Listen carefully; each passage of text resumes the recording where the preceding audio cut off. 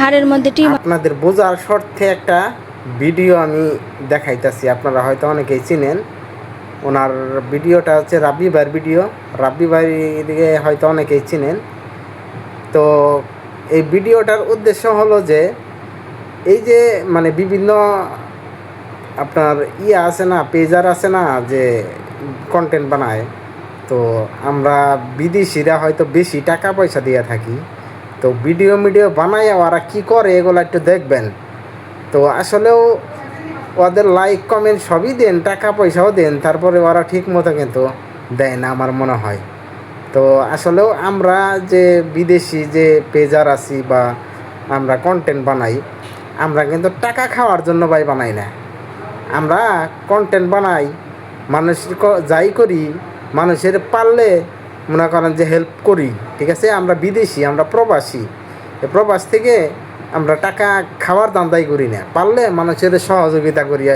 আমার নিজের দেশের মানুষ এই যে কত ভিডিও দেখি, এগুলো দেখার পরে অনেক অসহায় মানুষ আছে, এগুলা দেখে আমরা মানে আবেগে পাগল হয়ে যাই। তারপরে ওনাদের টাকা পয়সা দেই চিকিৎসা করানোর জন্য, কিন্তু তারা কিন্তু টাকা পয়সা ঠিক মতো তাদের চিকিৎসা করে না। এই ভিডিও দেখে আমি বুঝলাম।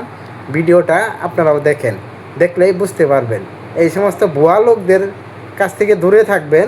টাকা পয়সা দিলে ডাইরেক্ট যদি কোনো নাম্বার থাকে তাদের টাকা দিবেন। এরকম আলতু ফালতু কোনো ভিডিও দেখে যারা তারা টাকা দিবেন না। সতর্ক হন। আপনার টাকাটা ভালো কাজে যাক, এটা আপনি চান না।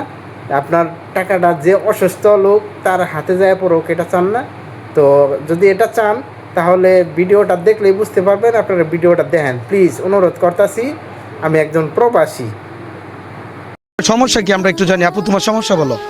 আমার পায়ে হাড়ের মধ্যে টিউমার হয়েছে, টিউমার হয়ে হাড় খায়া ফেলাইছে, 1.5 ইঞ্চির মতো হাড় খায়া। কত টাকা লাগবে ডাক্তার বলছে? 7 লাখ টাকা যদি করি, প্রাইভেটে যদি করি তাহলে 7 লাখ টাকা, আর যদি পুঙ্গত করি তাহলে 5.5 লাখ টাকা কি 5 লাখ টাকা দিয়ে করে দিব। বিল্লাল কি সমস্ত দায়িত্ব নিছিল? হ্যাঁ, মানে সমস্ত দায়িত্ব নিয়েছিল যে উনি আমার 7 লাখ টাকা উঠায়া আমার চিকিৎসা করে দিব। উনি আমার হাতে টাকা দিব না, মানে ওনার কাছে টাকা রাখবো। তাই আমি আবার বলছি যে আমি হাতে টাকা চাই না, আমার আপনি চিকিৎসাটা করে দিলেই হইব। পরে আচ্ছা, বলছে তারপর বলছে করে দিবে। এখন লাস্ট পর্যন্ত তা আমার কাছে কেন আসলেন? পরে ওনার কাছে আমি আর 2-3 বার গেলাম। উনি বললো আমার চিকিৎসা করে দিব, ভিডিও করলো। তারপরে আমি একদিন ওনার বাসায় গেলাম, উনি আমার বাসায় যাওয়ার কথা ছিল, পরে আর যাই নাই। তারপরে ওনার বাসায় আমি গেছি, আমারে দেখে উনি বলতেছে আমার বাসায় কেন আসছো, আমি তো তোমার কোনো চিকিৎসা করবো না। দুনিয়ার মানে পৃথিবীর মানে সবাই যদি তোমার চিকিৎসা করে, হেল্প করে, আমি তোমারে করবো না, তুমি এই জায়গা থেকে চলে যাও। পরে আমি আবার ওদিন আইসা পড়ছি, ওনার সাথে আর কোনো কথা বলি নাই। আমি ভাবছি হয়তো মনে হয় মাথা গরম আছে, পরে চলে আসছি। তারপরে আবার গেলাম, ওদিনও আমার সাথে খারাপ ব্যবহার করছে। তারপরে আবার কালকে গেছি, কালকে যাওয়ার পরে উনি আমার সাথে কুত্তার মতো ব্যবহার করে দিয়েছে। আমার ফুপু গেছে, আমার ফুপুর সাথেও খারাপ ব্যবহার করে দিছে উনি। আচ্ছা, কান্না করবেন না। এখন দেখেন, এই যে বিল্লালের কাছে বিশ্বাস করে আপনারা জুয়া খেলার মতো টাকা পাঠাইতেছেন, আর এই মেয়েটার জন্য টাকা পাঠাইছেন।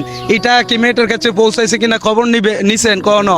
আমি এই কারণে বলি, রুগীর 1 কোটি টাকা হয়ে যাক, রুগীরা টাকা দেন। উনি বলছিল যে আমারে